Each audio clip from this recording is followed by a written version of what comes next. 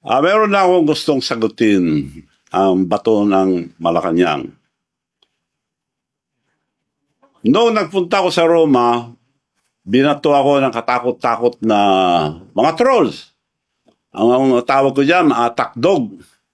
Alam niyo ba attack dog? Ulol na aso, pag nakaamoy ng pera, kakagat. Now, sasagot, lahat, tandaan niyo po ito, isa lang ang salita ko. Pag may totoo sa mga panira nila, magpapakulong ako. Ngayon, hindi sila nakontento sa trolls. Ngayon, ang naging trolls, yung spokesperson ng Malacanang, Claire Castro, Yusek Claire Castro. Ganun ba kababa ang spokesperson ng Malacanang? Naging parang attack dog. Dahil kung basta magsalita, parang attack dog. Alam niyo ba, girl, ang pagsasalita mo, para kang attack dog. Alam mo ba, attack dog, sinabi ko na, pag nakaamoy ng pera, kakagat. Naubusan na ba kayo ng attack dog na ikaw na mismo ang nagsasalita? Magsalita kayo ng totoo para paniwalaan kayo ng tao. Wala kayong isang salita eh. Sasagutin ko, ano yung mga issue mo sa akin? Nabanggit mo, weteng. Sabihin ko sa'yo, on the record tayo mag-base lahat. Kung gusto kong weteng, panahon ni GMA, madami akong makukuha. May kinunaba ko, mas isa, magtanong kayo sa mga may ng STL, yung mga nagpapaweteng nung araw, doon sa bayan, sa probinsya ni Presidente. Wala akong kinuha. Kung interesado ko, ang dami mong nakuha. O, yun ang sagot ko sa weteng. Ano pa ang issue? Ang dami mong binabato na hindi totoo. Ano pa ba yung mga issue niya? PCSO. PCSO. Ikaw nagsabi yan, ha, girl? Miss Claire Castro. Ikaw nagsabi, ano ba meron dyan? Bakit yun ang gusto mo? Bakit yan? Direktor. Bakit pinagpipilit mo direktor? Hindi ko po pinagpipilit. In-offer yan dahil ang sinabi sa akin ni First Lady noon, ikaw nagsabi si First Lady noon, there must be something for Manong Chavit ang laki na tulong. PCSO o PAGCOR. Kinongratulate pa ako yung mga kaibigan niyang babae sa mga barkada niya sa Bacolod. Manong, congratulations, binigay na pala sa yung PAGCOR. Oh, mabuti naman para ibigay ko sa mga mayors ako para ang dami tumulong kasi. Hindi rin binigay. Siba, okay lang, nagtabo ba ko? Antay, mag-antay pa rin ako. Antay. O, kung hindi, PAGCOR, PCSO, wala rin. O, ito na. Nagtambo ba ako? Hindi. Antay pa rin ako. Pinag-antay ako, antay pa rin. Pumunta sa bahay ko si Melionaryong Robles, chairman ngayon ng PCSO. Milyonaryo na raw, kaya tawag ko dyan, Melionaryong Robles. Pumunta sa bahay. O, Manong, gusto kitang tulungan, ganito. Ibibigay ko sa iyo ang, magantay ka lang, antay. Oo, bibigay ko sa iyo ang Laguna at Batangas. So, salamat naman para maibigay ko sa mga mayors na tumulong. Nung ibibigay na, tapos na antayin mo lang na matapos ang kontrata, nung tapos na, kinausap ako. Kailangan kausapin mo sa taas. Bakit? May instruction sa taas na bibigay sa iba. So, sino? Yun daw, doktor niya at saka meron pa. Hindi ko nasasabihin yung iba. Sosyo sila. O, nagantay ako, nagtampo ba ako? Antay pa rin ako. Antay lahat ang sinabi. 3 taon na ako pinag-antay. Antay Marcos na ako. Pinag-antay ako eh. So, yun ang sagot ko sa PCSO. Wala akong interest, girl. Sa PCSO, director lang.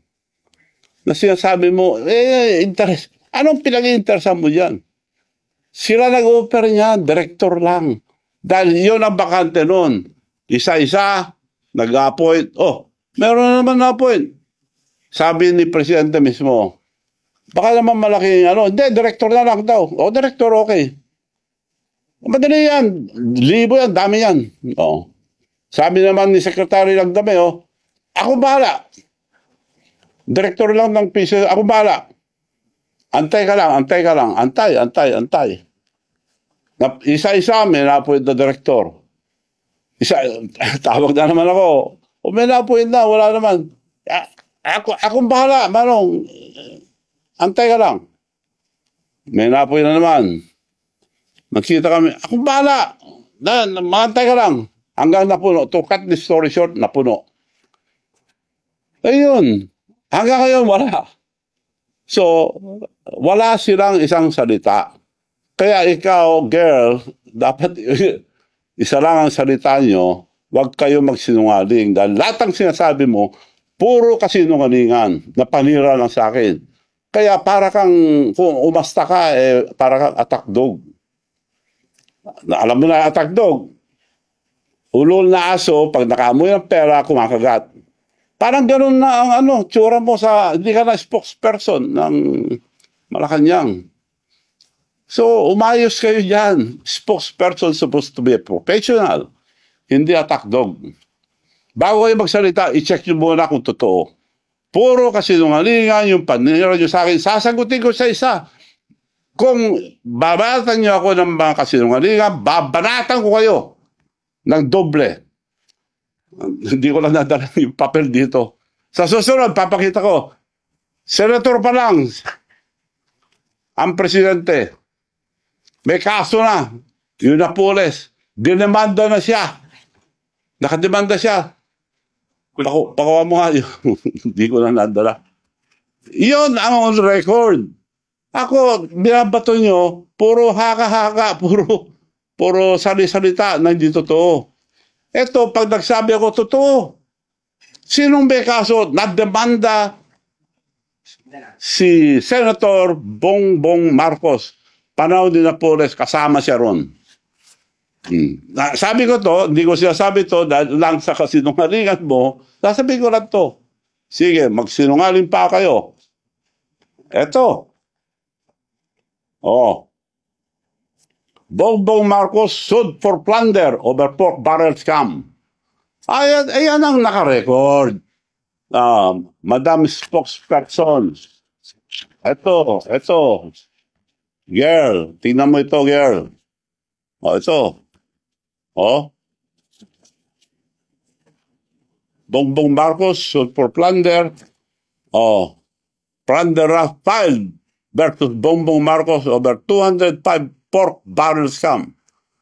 Yan ang record. Hindi ko na sana ilalabas to, pero girl, ikaw nag-umpisa, tatapusin ko. Pagsalita kayo, yung totoo. Ako, sasagutin ko kayo, puro totoo ilalabas ko. So, yun lang po ngayon. Marami pa kayong maririnig. Antayin natin yung mga tagdog. Puro kasinungalingan. Ulitin ko po, kung may katotohanan, yung mga sinasabi nyo sa akin, magpapakulong ako. Hindi ako kagaya yun, nagsisinungaling. So kontento ka na, girl, na wala akong interest sa PCSO, sila na nga ako. Pinag-antay-antay ako. 3 taon akong nag-antay. Now, you cannot blame me. Antay Marcos na ako, pinag-antay na ako. Silang gumawa sa akin Gumastos ako. Tinulungan ko sila. Araw-araw kami lang lumalabas. Unang labas pa lang, Presidente, inisulto na ako sa Japan. Sinabi ko na yun, ulit-ulit. Binati lahat na nasa presidential table, pinalala pa yung anak niya, Sandro, Dad, Manu Chavez here. Hindi ako pinansin. Bastos yun, pero hindi ako nagtampo. Kinausap ko pa rin sila. Nasaktan ako? Of course, nasaktan ako. Dahil tao lang ako, hindi ako plastic. So, girls, tandaan mo ito. Dahil nakasama ka na sa nag-aatake sa akin, sasagutin kita maski sa anong sabihin mo. Pero magpakatotoo kayo. Marami akong ilalabas. Totoo lang lahat. Maraming salamat po at sa susunod, magkita-kita po dito.